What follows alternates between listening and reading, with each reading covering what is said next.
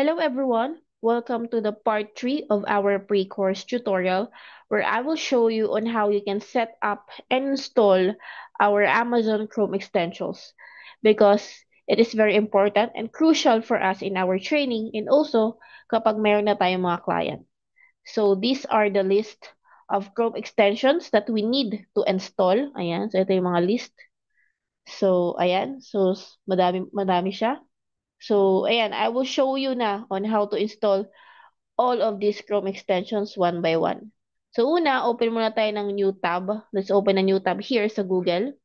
And then, hanapin natin ang Chrome extensions. So, how can we install or how can we find those Chrome extensions? So, first, let's go to Google here. Then, let's search for Chrome Web Store. Okay. So, dito po sa Chrome Web Store, dito natin makita lahat ng extensions. So, kapag na-search na natin, click lang natin tong extensions. Yan. And if dito na, search na natin lahat ng extensions one by one.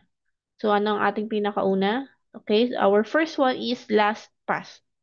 So, what we'll do, so copy lang natin yung title. Ayan, LastPass. Type lang natin dito. Yan, so ito siya. Ito na yung icon niya. Click lang natin. And then, if nandito na tayo sa LastPass, check natin yung icon. If same, sa photo natin dito. Okay, same naman. And if same, click lang natin yung add to Chrome para siya ay ma-download na. So, add to Chrome and then add extension.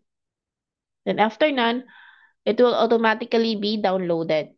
Yan. If okay na siya, ganyan, okay na yan siya. Currently downloading na. So, go na tayo sa second one, which is yung PayPal Honey. So, isa-isahin lang natin siya. So, hindi ko muna i-discuss yung mga meaning or usage ng each extension. So, I'll just show you on how to install all of this one by one. Okay, so, remember, ito, so, mamaya tayo dyan mag-login. So, hindi muna tayo magla-login kasi sa ating actual module, module 2 na tayo sa magla-login ng mga account natin. So, next yung Rakuten. So, balik ulit tayo sa Chrome Web Store. Nawala ka sa aking web store. So, then click extensions, Rakuten. Ayan. At extension. Yan, so dalawa yung aking Rakuten. So, dalawa yung kailangan nating i-install. Ano to? Sa UK kasi naka-pound. Seller app.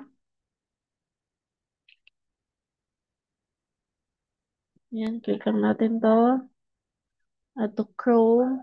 So, if medyo mabilis, i-post nyo lang yung video para maalala nyo lahat ng name ng Chrome extension. Next natin, tab resize. Yan. So, isa-isay lang natin.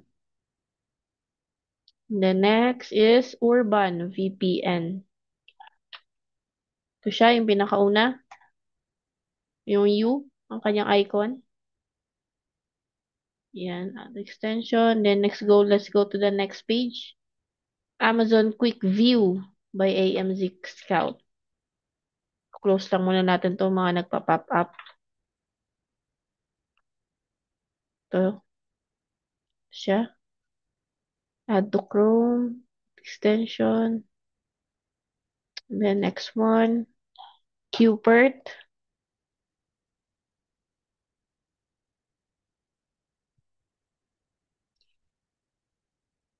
Ayan. And then next.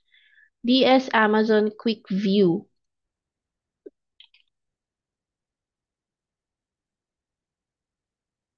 Add extension. And then next. Amazon Quick View Extended. Okay, ito siya. Extended. So, kailangan natin tong dalawa. Kasi iba yun yung future ni View and ni Extended. Okay, next one. IP Alert by Seller Assistant.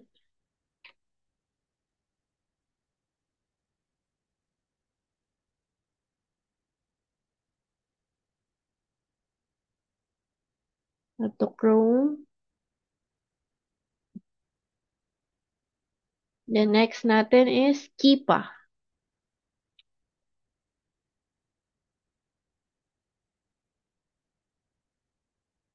Yan.